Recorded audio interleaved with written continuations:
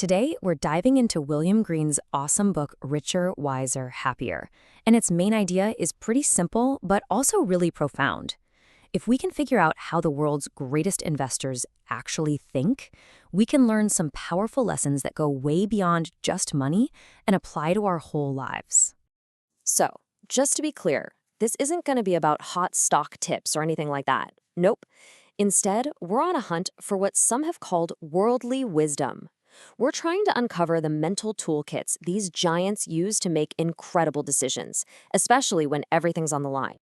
So, forget the get-rich-quick stuff. We're going to peek inside the minds of two absolute masters who found unbelievable success.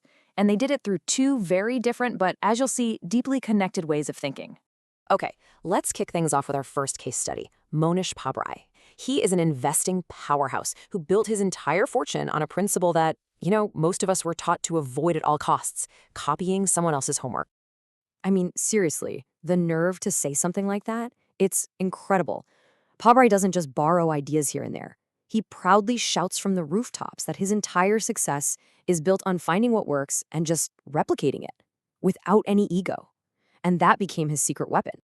Pabrai's origin story is just fascinating. He started out as a tech guy who thought people in finance were, and this is his word, dumbasses. But then he stumbled upon Warren Buffett and the absolutely mind-blowing power of compounding interest.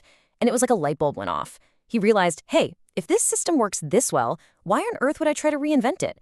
So he set out to become Buffett's #1 cloner, with a wild goal to turn $1 million into $1 billion.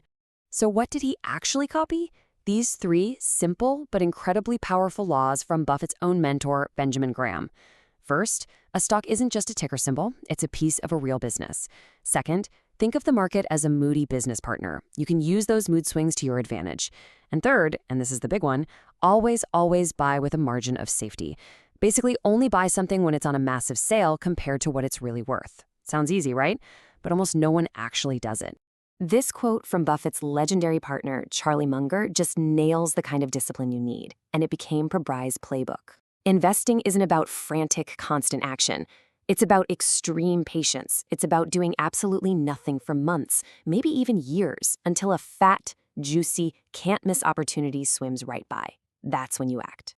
So the huge lesson we get from Pabrai is this: your ego is not your friend here. He truly believes the best ideas are already out there. The real genius isn't in coming up with something new, but in having the humility and the hardcore discipline to find what works and copy it perfectly.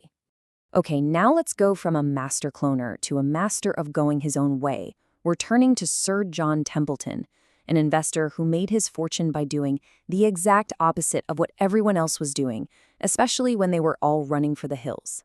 This quote right here is the absolute heart of Templeton's entire philosophy. He just got this fundamental truth about the world.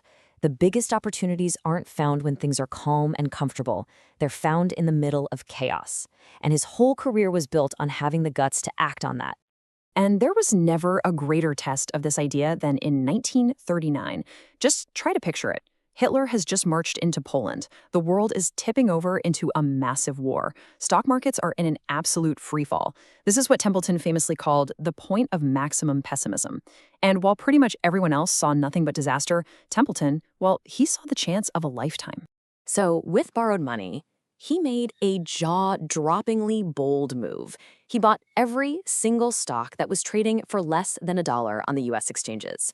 We're talking about companies that were already bankrupt.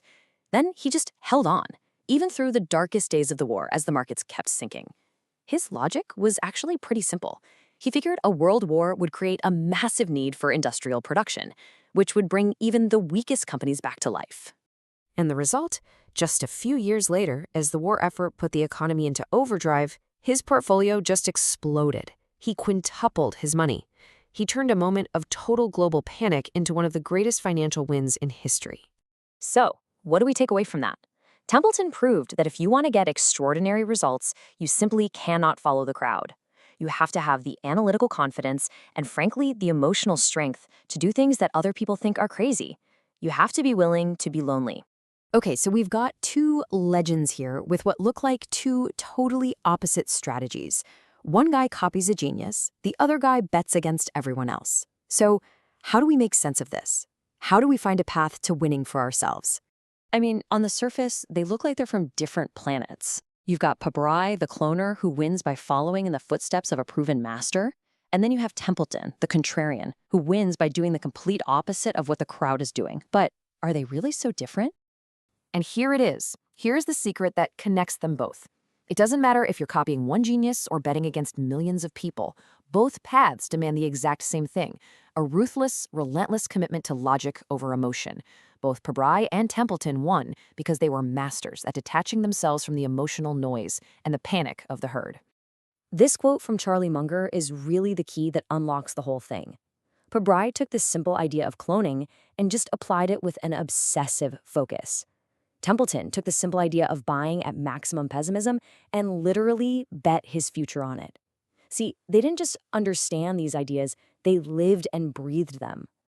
So the real challenge from these incredible stories isn't about picking stocks at all. It's about finding a powerful, simple principle, whether it's in investing, in your career, in your life, and having the courage and the discipline to take it seriously, like really, truly seriously. So the question this leaves for all of us is pretty simple. What will your idea be?